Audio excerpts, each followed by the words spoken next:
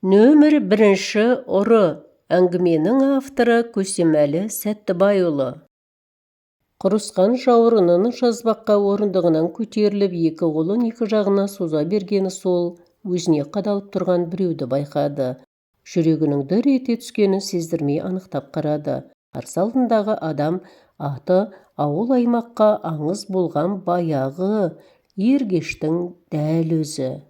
Дегенде санасына сақпандай сарт ете түскен сауал, иттің тұмсығы өтпейтін кеңсеме мына бәле қалай кіріп кетті болды. Зеріккенде көңіл аулау үшін ғана үңілетін компьютеріндегі жаңа ғана ойнаған покердің қызығын да тарс ұмытқан.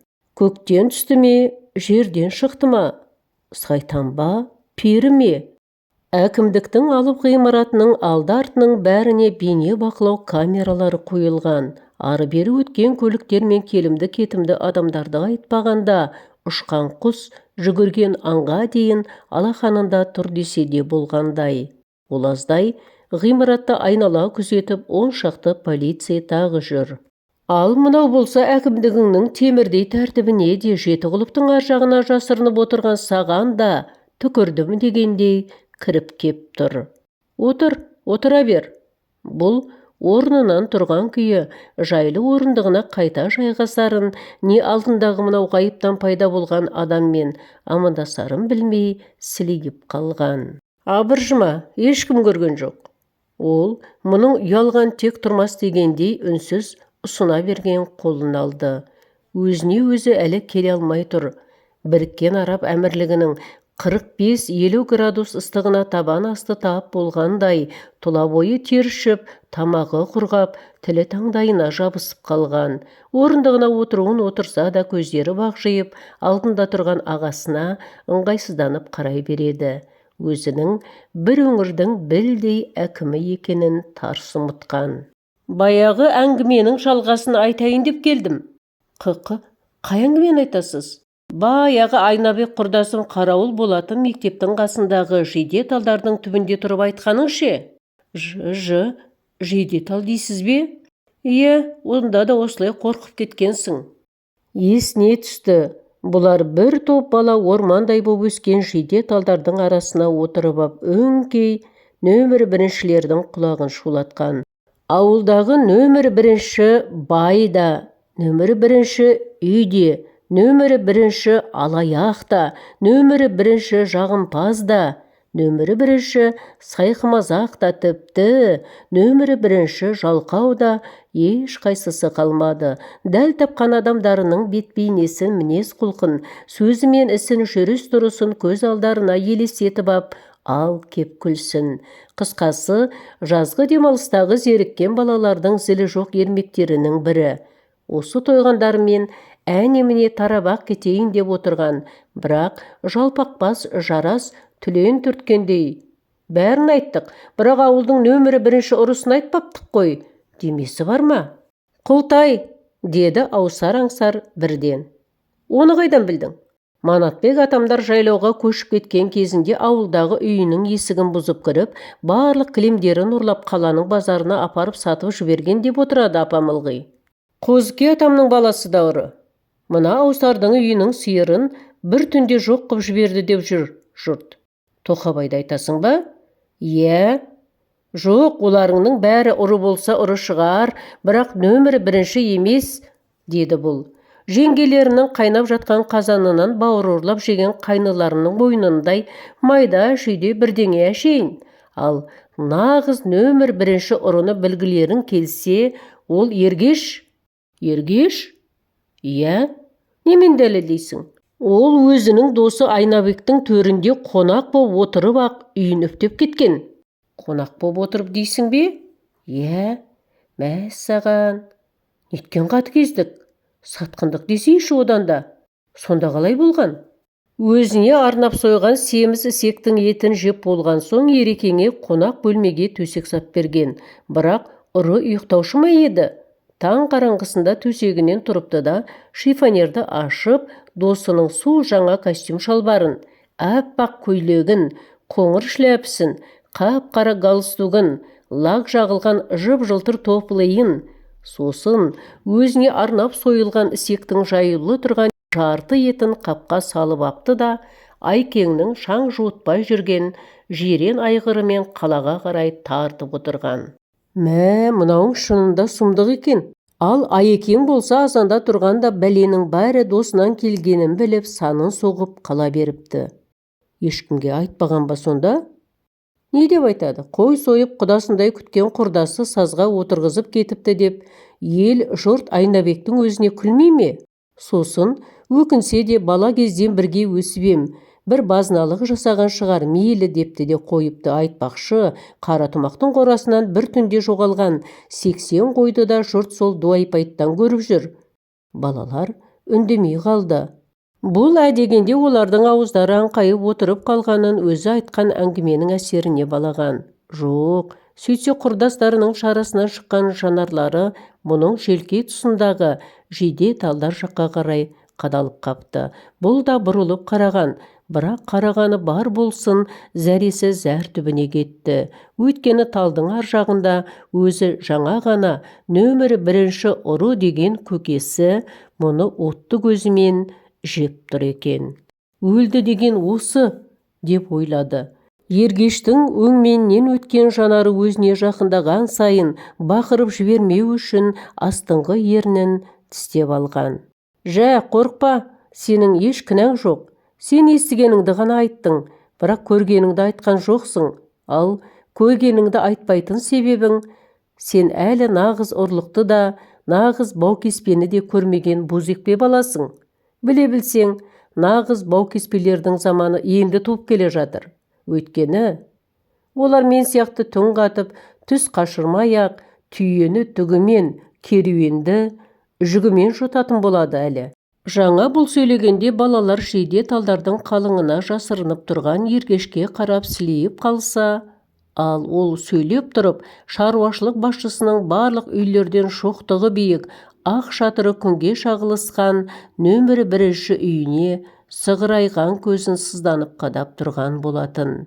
Мені қойшы, жетім өсіп, оқымай-тоқымай қалғандықтан амал жоқ ұратандым. Ал болашақтың баукеспелері өте сыпайы боп келеді. Миллиардтаған ақшаны ұрлау үшін олар асу да асу, бел аспақ тұрбақ, саусақтарында қимылдатпайды.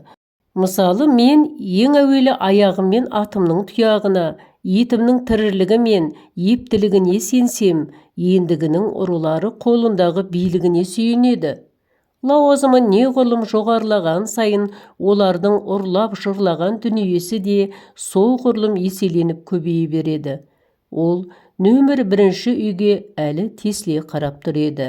Бірақ биік дуал мен зәулім шатыр оның қысық көзі қадалмақ тұрмақ, зеңбірек нысанаға алса да сезер емес. Сондықтан нөмірі 1 ұры болашақта мына мектепті 5-ке бітірген балалардың арасынан шықса түк те таңғалмаймын. Тіпті бар ғой, мені сөз қып отқан мынау Мүбәрәктің өзі де нағыз ұры боп қалуы мүмкін. Ол осыны айтты да, бірі қорыққанынан, енді бірі таңғалғанынан есеңгіреп отырған балаларды одан бетер қайран қалдырып, табан астында көзден ғайып болған. Содан кейін көріп отырғаны осы.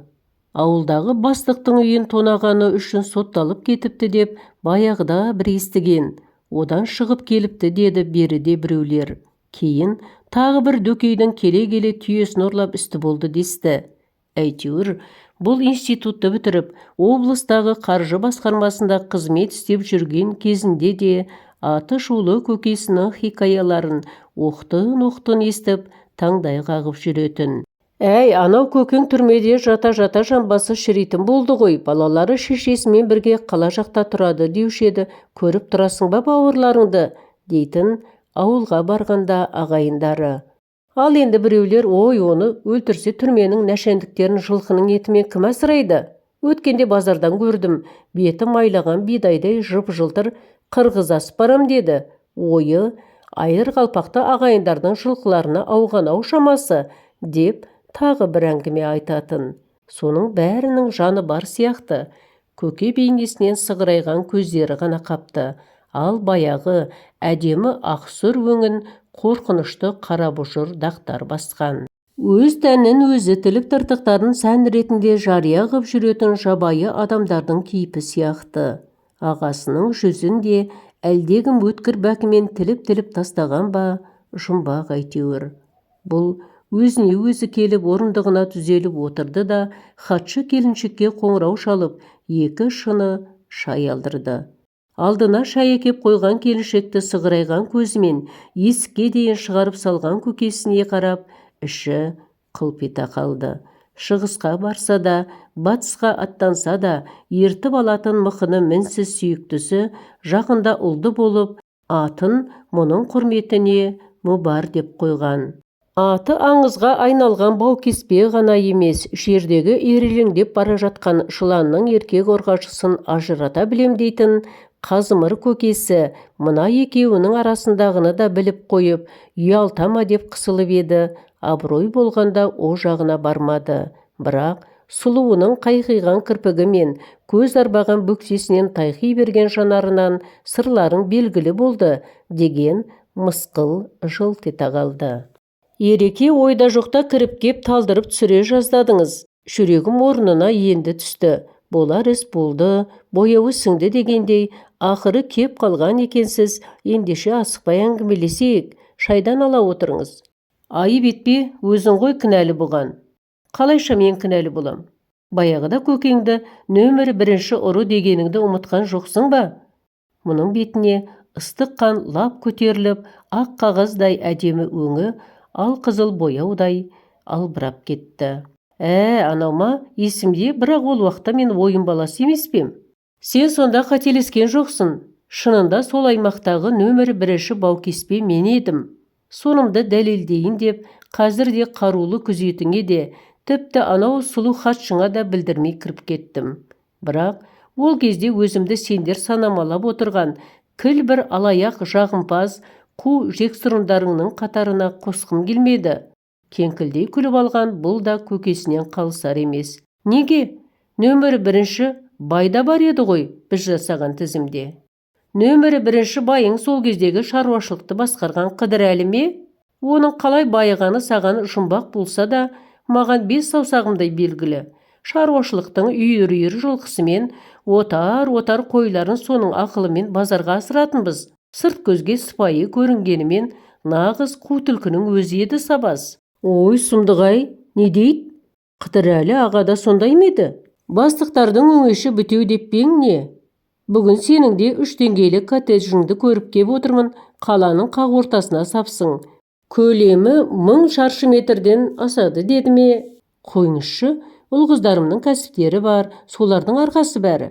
Шетелдерде де дүниелерің көп екен. Сендерге қарағанда Қыдырәлінің баяғы байлығы жолда қалған жоқ па?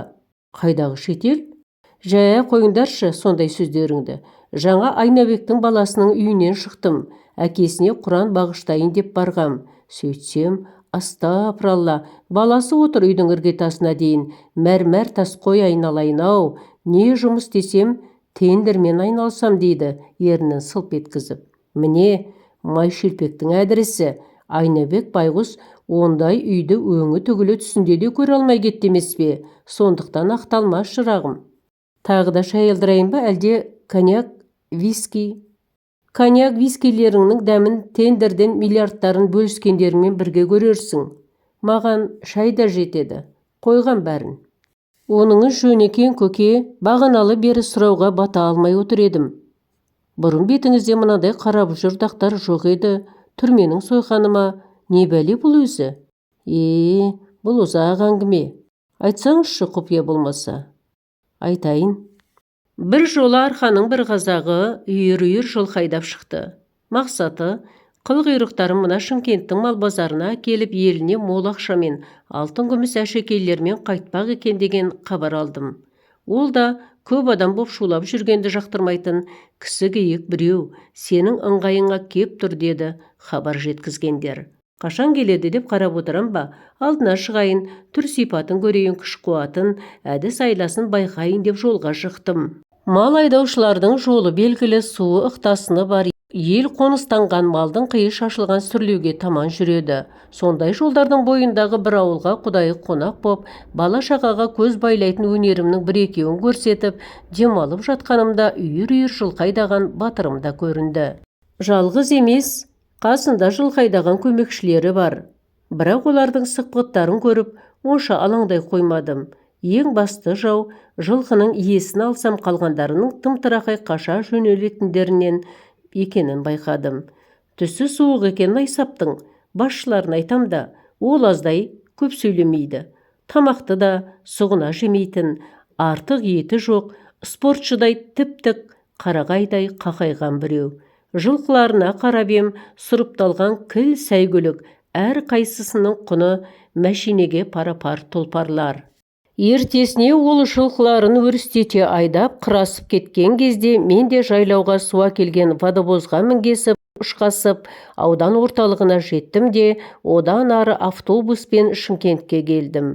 Құдайы қаласа күткен адамым аман есен болса, осы жексенбі қалайда базардың шетіне ілігуі керек. Шарадай басымды шақшадай қылған әртүрлі ойлар қажытып жіберді. Шартта шұрт шайқаса кетсем, әл бермейтіні анық. Бір жылқыны бір өзім құлатып, бір өзім жайғап тастайтын жырындылығым оған жүрмейтін сияқты. Енді не істеу керек? Ойланып толғанып тапқаным қулыққа басу болды. Менің бір әдетім ешқашан мылтық тапанша дегендерге әуес емеспін. Содан ойланып толғанып базардағы ер-тоқым, жүген, арқан, жіп сияқты ұсақ-түйек сататын жағына шығып ем, пышақтардың түр-түрі самсап тұр екен. Пұлдау үшін араптікі, түріктікі деп қояды саудагерлер. Көзім қонышыма сап жүруге ыңғайлысына түсті де, сол жердегі қайрақшыға жүзін ұстарадай лыпытып алдым. Жылқы саудасы қызып жатыр. Қазақтар, өзбектер, түріктердің тұлпарларды тұрқынан танитын небір атбегілер мен сыншылар сонда жүр. Менің қазағыма келген жылқылардың айналасы да толған делдал, толған алымсақ. Жылқы қараған алыпсатар сияқты ары өтіп, бері өтіп жүріп байқағаным, қазағымның сөмкесі ақшаға толған. Маған жеткен хабар бойынша, осы ақшаның біразын алтын мен күміс әшекейлерге айналдырады да, біраз бөлігіне азық-түлік қымбат мата сата тағы басқа алады. Сөйтіп, келген жолымен кері қайтады. Маған керегі де осы. Бір-екі қарбызды қоржыныма сап алдым да жолға шықтым. Бағытым өзім қонақ боп кеткен баяғы жайлау. Атын ұмытып отырғаным, көктемеде тасып, жазға салым сылдырлап қана ағатын бір шағын өзеннің қисық өткел деген жері бар. Аттылы адамдарда шаруашылықтың көліктері де сол арамен өтетін көрінеді.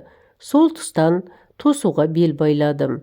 Бір күн өткенде күткен қонағымның қарасы да көрінді. Өзенді қиғаштай кесіп, жағаға шыққан кезде қарсы келе жатқан адам боп алдынан шығып сәлем бердім. Темекі сұрап ем, үндемей шақшасын ұсынды. Рахметімді айтып, аттан түсіп бой жазыңыз. Тұлпарыңыздың да белі талған шығар. Теріккендей уақыт суысын. Оған дейін шөл басып алайық деп, қабымдағы қарбыздың үлкенін шығарып, жалпақтап жатырмын. Ол ұсынысымды қабыл алып, астындағы атынан түскенімен тізгінін білегіне қыстырып отырды. Қарулы білектің ырқына көнген аты тыпыр етпей тұр. Ортасынан қақ бөлінген қарбыздың еті қып-қызыл шырын екен, қонағыма күдік алдырмау үшін сүйсіне жеген боп отырмын. Ол да аптабыстықтан шөліркеп қалған ба тартынған жоқ, бірақ бір қызығы, жеген қарбызының шопақтарының біреуін де жерге түсірмей қалтасына жинап отырды. Дегенде оның бұл әрекеті мені қатты таңғалдырды. Сосын күлкімді келтірді. Арқаның қазағы ғой, бұған шопақ екеш, шопақта таңсық, үйіндегі балаларына апарып бергелі отырған шығар, әлде тұқым қып егем деп отыр мекен байғұс, деп ішімне мысқылдап қоям. Бірақ анау қарбыз жеп шопақ жинаса да, бір қолының қарымен атының тізгінінен айрылар емес. Оның бұл әдеті бір жағынан мағанда ыңғайлы болды деп қуандым іштей. Өйткені ту сыртынан шыға беріп, жаны шықпайтын жерден ауыр жарақат салсам, қолындағы тізгініне оралып бірден қолға түсетін сияқты. Бұл кезде қасына ерткен жігіттері қырасып көрінбей кеткен. Енді отыра беру кеш. Әбден шөлдеп қапсыз, оның үстіне мына қарбызда тәтті екен. Бірақ мұның оғаш жері бірден қуыққа барды. Мен түзге отырып келейін, деп орнымнан лып етіп көтеріліп, сырт жағынан айнала бердім де, қонышымдағы қанжарымды көз ілеспес жылдамдықпен суырып ап, қара санынан қадап кеп ұрдым. Бірақ одан ары не болғаны есімде жоқ. Әлдене басыма сарт ете түскендей болды ма, әйтеуір бір кезде көзімді ашсам, мойныма бағана білегінің қарына іліп отырған қайыс тізгінді қылғындыра орап ап, алдына өңгеріп келе жатыр екен. Ыңырсып, кірпігімді қимылдатып ем. «Ей, сорлы, көзіңді аштың ба?» деді. «Сенің сорлы екеніңді менің жолымды аңдып, жайлауда жалтаң-жұлтаң етіп жүргеніңнен ақ білгем. Одан базарда көрдім, тышқан құсап бұқпантайлап тұрғаныңды. Ал бүгін алдымнан шығып, кездейсоқ кездескен адамның түрін көрсеткеніңде нағыз сорлы екеніңе бір жола көзім жетті. Сенің діттегенің менің ақшам мен алтын, күмістерім, анау жігіттер алып бара жатқан дүние мүлік екенін әуелден ақ сезгем». Сорлы деп сөйлейтін және сол сорлы деген сөзіне жан дүниесіндегі бар жиреніші мен жек көрінішін сыйдырып, аса зілдене айтатын жұмбақ адамға не дерімді білмей, кепкен ернімді тіліммен жалап, «Су берші», дедім. «Зәріңді іш. Бір жолға кешірші, қаталап өліп барам». «Ей, сорлы, саған ұрлық жақпайды. Жақса осы уаққа дейін шекең шылқып отырар ең ғой бір жерде. Сен сорлы, осы уаққа дейін соны неғып ұқпай жүрсің? Ұрлайсың да ұсталасың, ұсталасың да қамаласың. Түрме мен соттың бастықтарына соғым, үйіне ақша керек болғанда қайта шығасың. Қайта ұсталасың, қайта қамаласың. Одан да ата бабаңның кәсібімен айналыссаңшы. Ата бабам егін егіп, дермен, ұстахана ұстаған деп еститінмін. Сорлы деген сөзі сүйектен өткен бәленің, ата бабаңды, әке шешеңді білесің бе деп, ағаштай қатып қалған білегімен мойнымды езіп кеп жібергенде көзімнен жас ыршып кетті. «Иә, білем, бір жұтым су берші». «Ей, сорлы, сенің жаныңды бір жолға қияйын, бірақ еліңе барып адал кәсіп ет енді.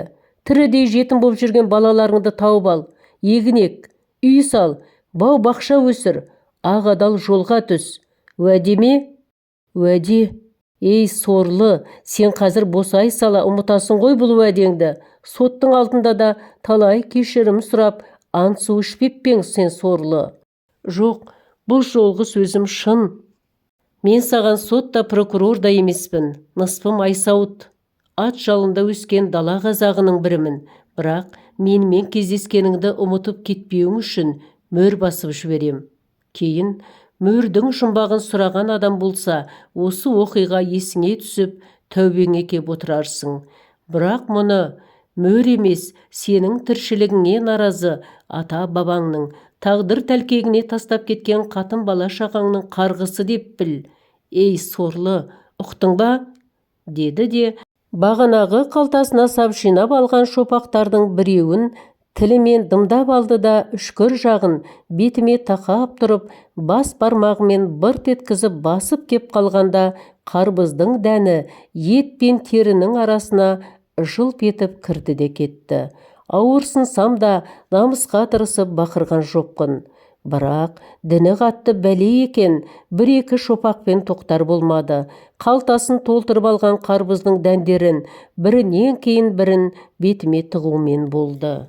Есімді бір жиғанда екі бетімнің ауырлап кеткенін сездім. Бірақ енді өкін не, өкінбе не бәрібір. Едәуір жүрген кезде екі бетімнің терісінің асты шопаққа түгел толып, маңдайымдағы ең соңғы сау жер біткен шақта талай күн жолын аңдыған қонағымның қалтасындағы қарбыз шопақтары да таусылды. «Бағың бар екен, сорлы».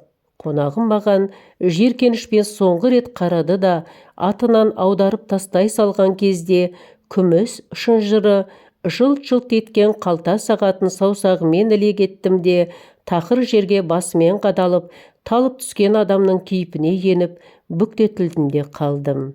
Міне, беттегі қара қотырдақтардың хикаясы осы.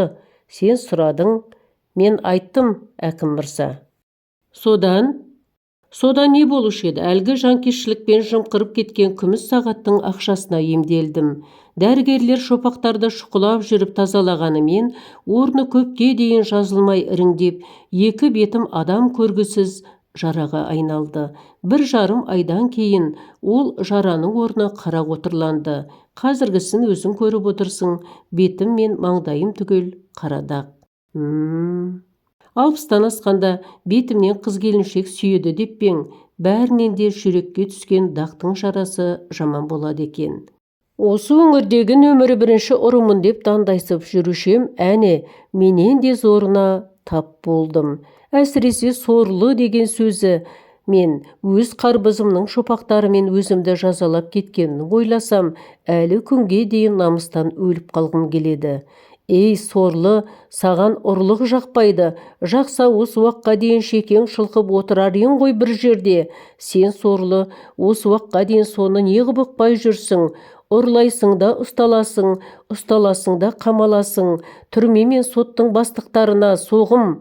Үйіне ақша керек болғанда қайта шығасың, қайта ұсталасың, қайта қамаласың. Одан да ата-бабаңның кәсібімен айналыссаңшы деген зілді сөзін қанша ұмытайын десем де ұмыта алмаймын. Мен баяғы сен айтқандай нөмірі 1 ұры емес, нөмірі 1 сорлы екем. Қазір жұрттың бәрі ергештің аты шықпай кетті, өліп қалған-ау байғұс дейді екен. Бір жағынан олардікі де дұрыс шығар, өйткені тірі деген атым болмаса сол оқиғадан кейін өлікке айналғам. Ал бұл жерге маған қалай кеп отырсыз? Сені облысқа әкім болды деп естігесін, өліп қалмай тұрғанымда баяғы айтқаным айдай келді ме, жоқ па?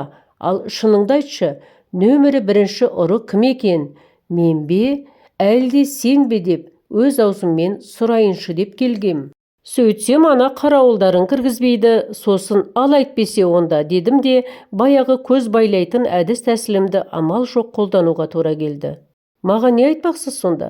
Қазір шенеуніктердің бәрі шетінен мәдениетті ұры-қарыға айналды.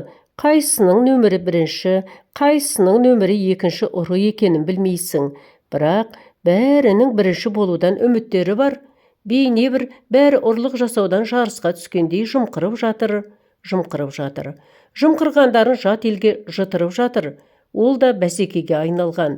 Түрмеде жатқанымда бір дәрігер біздің нәшәндікті нұсқап, адам крутой болған сайын оның ауруы да крутой болады деп күлдіретін. Сол айтқандай, бүгінде үлкен ұрлықты да үлкен лауазым иелері жасайтын болды. Осыны айтайын деп келдім. Басқа не айтам саған? Ал облыстың нөмірі 1 мырзасы, рұқсат етсең, мен бұл жерден қарамды батырайын. Бұл сөзін жұптап ойланып толғанғанша ергеш жоқ болды. Жалма-жан бейне бақылауға қосылған мониторларға үңілген. Қабылдау бөлмесінде ернін бояп отырған хатшы ергешке орнынан тұрып ізет көрсетсе, полицейлер қолдарын шекесіне апарып қалшиды да қалды. Гүлім, кезекші полицияны қосшы. Хатшы кезекшіні қосты. Менен қазір ғана шыққан кісі кім? Қолыңды шекеңе қойып, неге құрмет көрсеттің? Ол ма? Ол облыстық полиция департаментінің басшысы генерал-майор Қайыпберген Құлиев қой. Жақсы, түсіндім. Бұл телефонды орнына қойды да, көзін бір нүктеге қадап мелшиіп отырды да қалды. Беті қанталап аттан құлап бара жатқан ергеш көкесінің аянышты түрі көз алдына қайта-қайта келе берді. Жүзі шопаққа толғанша қыңқ етіп дыбыс шығармауға бола ма? Болса, не деген қайсарлық? Оның үстіне талмаусырап құлап бара жатып күміс сағатты саусағымен іле кету деген сұмдық, өлермендік қой. Ол кезде күміс сағатты қолы жеткендер ғана тағушы еді. Ал кеше тендердің қыруар ақшасынан үміті бар бір мырза бұған аванс деп құны 50 миллион теңгедей болатын Rolex сағатын сыйлап кетті. Айтпақшы, онысы қайда? Білегі тердей берген соң шешіп, жазу үстеліндегі телефонының қасына қойып қоймаушы ма еді? Ол сол күні түні бойы ұйықтай алмай таң атқанша дөңбекшіп шықты. Жоғалған қымбат сағаттың өкініші дейін десе, түсіне қайта-қайта марқұм әкесі кіріп, біресе мұны қара айғырымен алдына сап, өңгеріп келе жата ма, біресе бетіне қарбыздың шопақтарын бір-бірлеп шаншып жатқандай бола ма, әйтеуір жан ұшыра айғайлап ояна берді. Түсі екеніне көзі жетіп, оған кәдімгідей қуанғанымен, жан сарайының бұлбұл құстары баяғыдай беймарал құйқылжымайтынын аңғарады.